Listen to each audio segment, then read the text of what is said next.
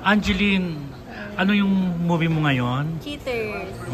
Yan ang launching movie mo. Yes. Kailan showing yan? April 2. Ayan. Isang tanong, isang sagot? No. Anyway, eto. Sorry, nila na script. Okay. So ngayong Holy Week, anong gagawin mo? Uwi po sa family ko in Bulacan. Sa Bulacan. Saan sa Bulacan? San Jose del Monte. Okay. Usually, anong ginagawa mo pag Holy Week?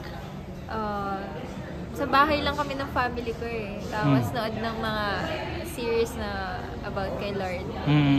Ganun actually lang ginagawa mo? Actually kasi sa family namin, ayaw na lumalabas masyado kapag Holy Week. Tapos yung food, di ba yung bawal kumain ng pork. Ganun yung ginagawa ng family namin. Sabi nila, anong opinion mo na ang pag-uhubad daw sa pelikula ay kasalanan? Dapat bang hingi ng tawad dito ngayong Holy Week? Feeling ko, hindi naman kasalanan yung pag-uhubad. Feeling ko hindi siya kasalanan, pero since Holy Week naman, isasama ko na siya sa prayer ko. Okay. Okay. Like that. So ano yung mga bagay na gusto mo pagsisihan ngayong Holy Week? Meron ba? Siguro yung hindi ko pagpansin masyado sa family ko kapag stressed ako. Ay, ganon. Isnabera ka sa family mo pag stress? Hindi naman, like pag burnout lang. So it's like I need to rest first.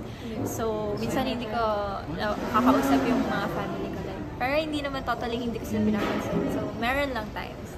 Okay, thank you, Angeline. Thanks.